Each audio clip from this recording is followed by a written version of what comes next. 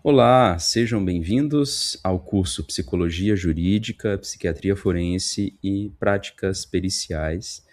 Meu nome é William, sou médico psiquiatra, vou me apresentar um pouquinho aqui na frente, né, de uma forma mais formal para vocês, e sou o coordenador desse curso, né. Então, a gente começa aqui a primeira parte, né, do tema 1 da primeira unidade educacional.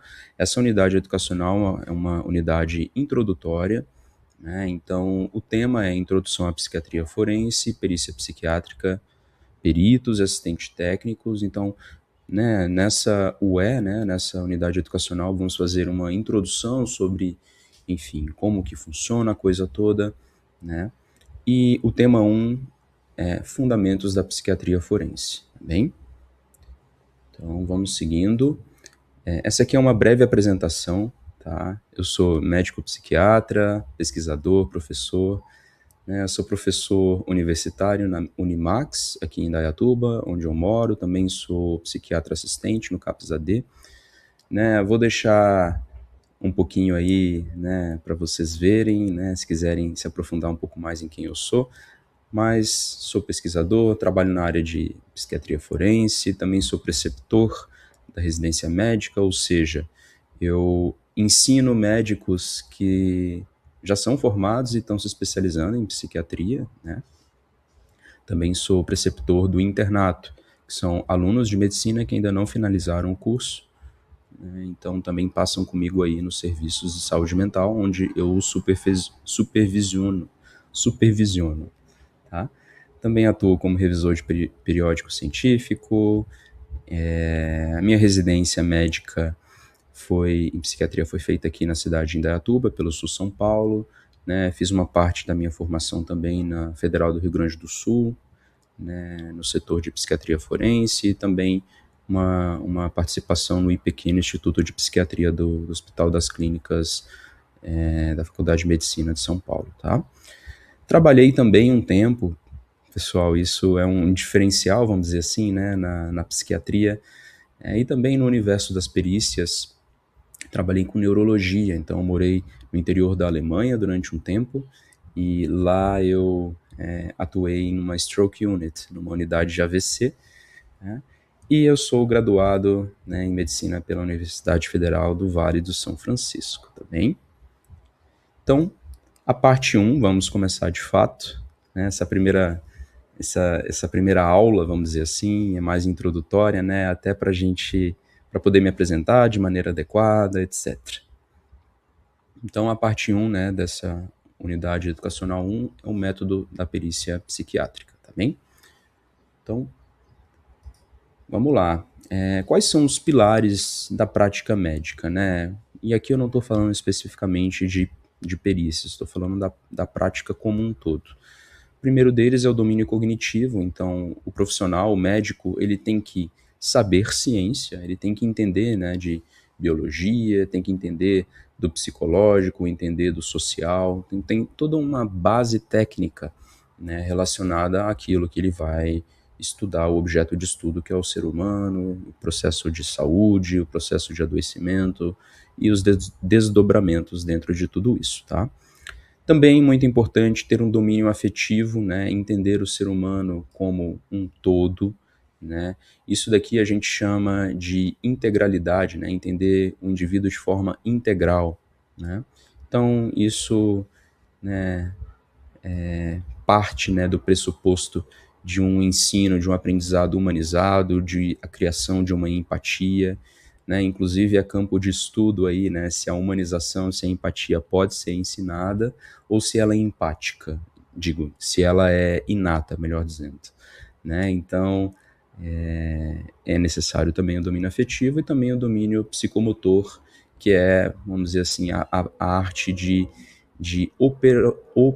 operacionalizar, é uma palavra difícil aí, né, colocar em prática esses dois domínios anteriores. Então, é literalmente o fazer médico, né, o fazer psiquiátrico aqui, no meu caso, que sou psiquiatra, tá? E um pouquinho aí de onde entra a medicina e a lei, né? Então, como outras outros campos do conhecimento, outros campos de prática. Também a medicina é regulada por normas jurídicas, né? E o ato médico deve ser ético, moral e lícito, sim, também como outras práticas assistenciais, tá? E aí a gente já começa falando um pouquinho de algumas definições. A primeira delas, o erro médico, né? Então, muitas vezes se pergunta se o tratamento não foi, posso dizer, feliz, né? Se ele não foi efetivo, isso caracteriza um erro médico?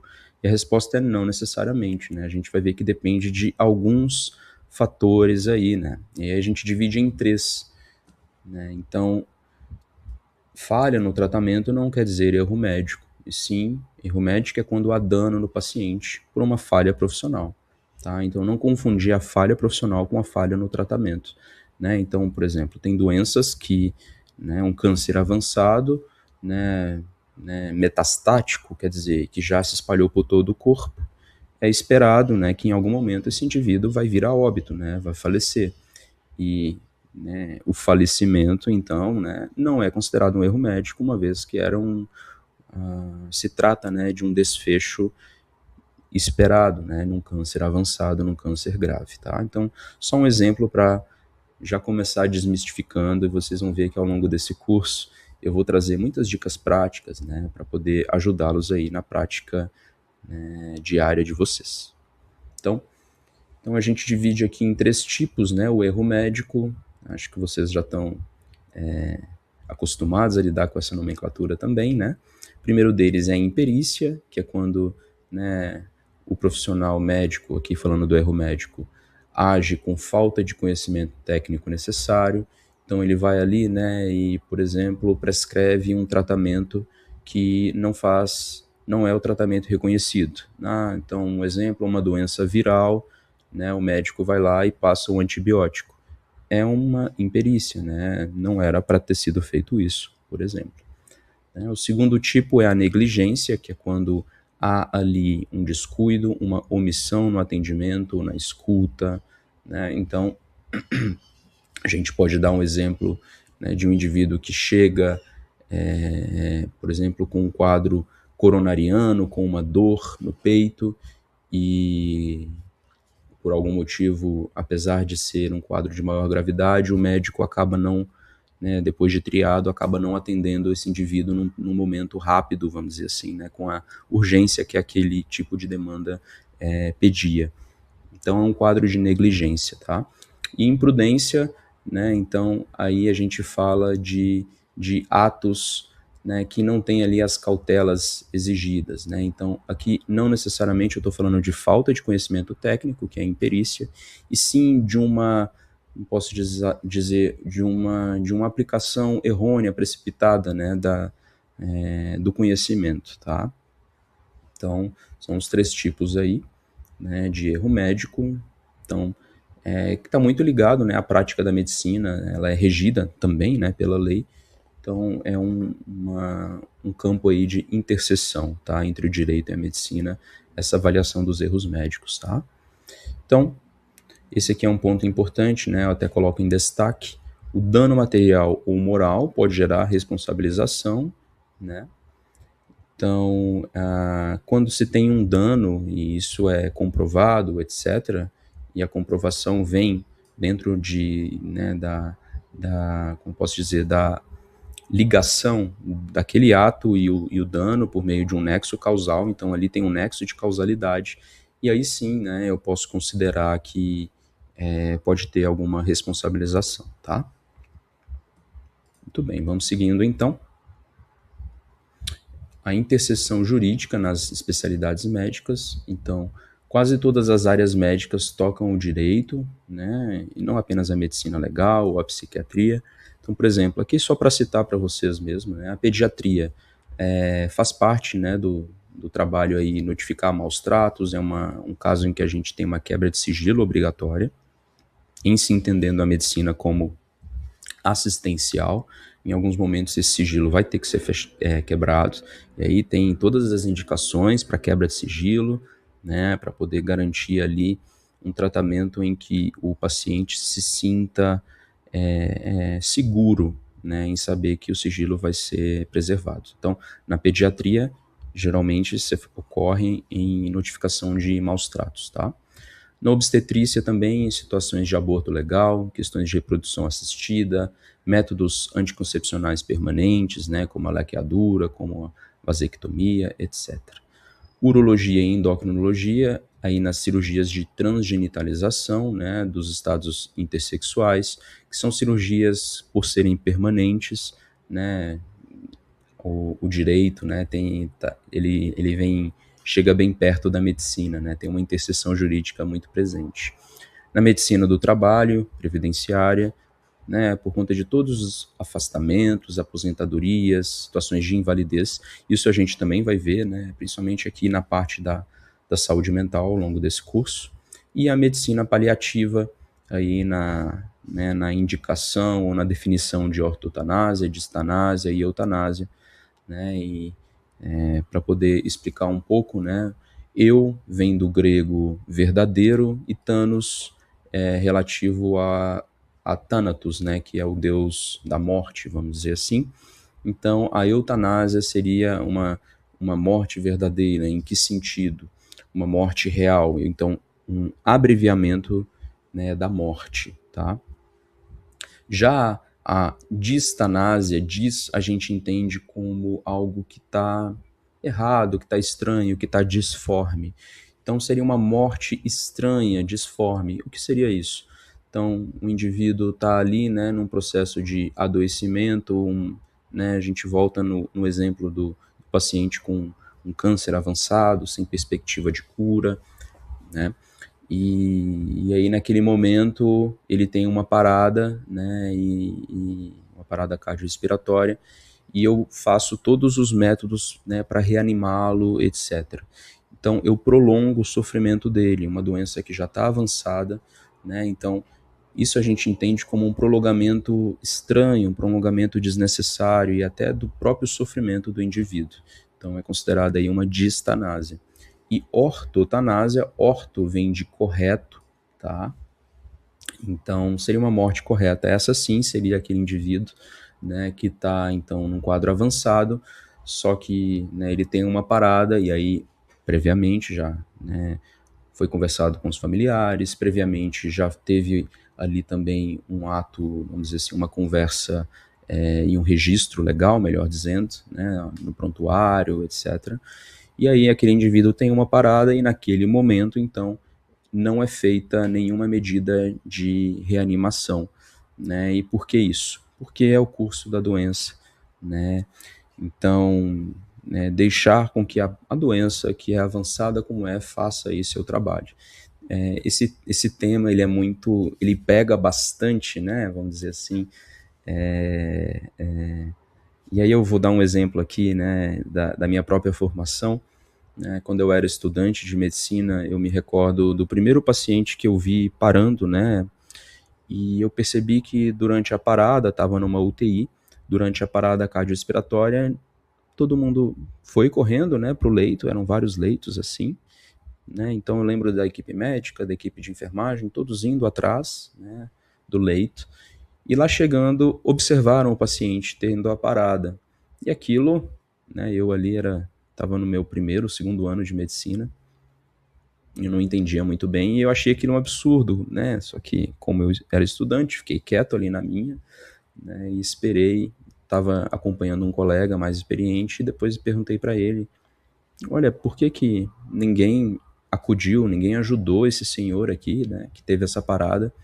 E aí ele falou, não, ele descansou, na verdade ele estava em muito sofrimento, já tinha sido instituído, né, os cuidados paliativos, então a ideia era que ele realmente descansasse. Reanimá-lo ali seria prolongar o sofrimento dele. Confesso que aquilo não me desceu, né, engoli seco, vamos dizer assim, mas alguns anos depois eu consegui entender melhor e hoje, né, eu trago aqui para vocês, né, profissionais juristas que também estão dentro da área, vamos dizer assim, né, do direito médico, muitas vezes, em que deve não haver uma reação de estranhamento frente a esses casos, né, por mais estranho que seja no primeiro momento, né, que o correto, o esperado, né, o saudável é a ortotanásia. A eutanásia, como vocês bem sabem, ela não é permitida por lei aqui no nosso país, tá? E a distanásia, ela deve ser evitada a todo custo, né? Seria ainda pior, né? Não sei se é ainda pior, mas tão pior quanto, tão ruim quanto a eutanásia, tá bem? Então, aqui é só para mostrar para vocês algumas interseções aí do direito com as especialidades médicas, tá bem? Seguindo, então, um pouquinho mais específico da psiquiatria e da lei, né? Essa interseção. Na psiquiatria, então, diferente de outras especialidades médicas, a gente lida com questões de difícil tangibilidade, né? Eu não consigo tocar a doença psiquiátrica, eu não consigo sentir, eu não consigo fazer um exame de imagem que me mostre, olha, aqui, né, essa alteração cerebral mostra depressão, né? Ou esse exame de sangue aqui mostra um transtorno de ansiedade. Não, a gente não consegue, né? O diagnóstico é clínico e ele é feito, então, por meio de entrevistas, por meio de algumas escalas, a depender do caso, etc. Né? Ao longo do próprio tratamento, de forma longitudinal, a gente vai fechando diagnósticos, né? E para os meus alunos também, eu digo, né, para os alunos de medicina e para os residentes também de psiquiatria, eu digo que a psiquiatria é uma especialidade em que o diagnóstico é longitudinal por si mesma, né, por si só. Em outras especialidades, então vamos dar um exemplo aí, um cardiologista, né? O cardiologista está ali dando o plantão dele, chega um paciente com dor torácica, ele tem que fechar o diagnóstico do infarto, e aí ele tem que determinar o subtipo do infarto, né? Quantificar o grau, etc., tudo ali de prontidão num primeiro momento, numa análise pontual, né, num primeiro momento. Isso não é verdade com a psiquiatria. Então, na psiquiatria, muitas vezes a gente consegue descartar algumas hipóteses já no primeiro momento, mas muitas vezes eu diria que a maioria dos casos o diagnóstico vai sendo feito ao longo, né, do tratamento. Tá? Isso no setting assistencial, né? O que eu quero dizer com isso? Isso quando o médico é um médico que vai cuidar da doença daquele paciente. E aqui nesse curso a gente vai focar primariamente na atuação pericial, né? Então, na atuação pericial, ao contrário, esse diagnóstico deve ser feito na perícia, né? Então, isso traz, né, para a especialidade da psiquiatria uma especificidade muito grande, um grau de dificuldade muito maior. Tanto é que é uma subespecialidade da psiquiatria, que é a psiquiatria forense. Tão complexa é essa análise que tem que ser objetiva, né? Uma análise objetiva de algo que é intimamente subjetivo, né? Então, essa é a grande diferença. Então, nas doenças físicas, uma fratura veio no raio-x, um diabetes eu consigo ver no exame de sangue, né? E essas doenças também dificilmente vão, na maioria dos casos, né, não vão alterar a moral, a conduta social do paciente. Já na doença mental grave, muitas vezes tem alteração dos valores, do comportamento, da percepção da realidade. Então, esses sintomas vão afetar a consciência, né, que é o nível de alerta que aquele indivíduo está, se ele está acordado, se ele está sonolento, né, se ele está variando ao longo do dia entre estados de sono e de vigilância. Vão alterar também a vontade do indivíduo, tá? A vontade é a disposição para colocar os planos em prática, tá? A afetividade, que é como esse indivíduo se mostra no quesito dos sentimentos e do afeto e do humor, né, frente ao examinador, né, e frente às suas situações de vida também.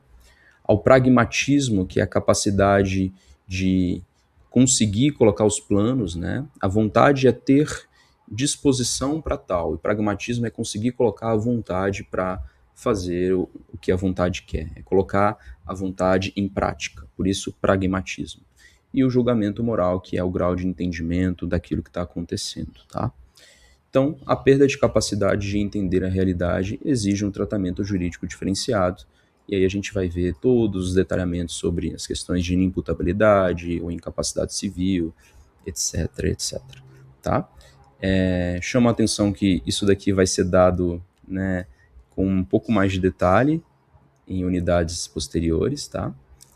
E aí a gente vai falando sobre. Então, ficamos por aqui nessa primeira aula, tá?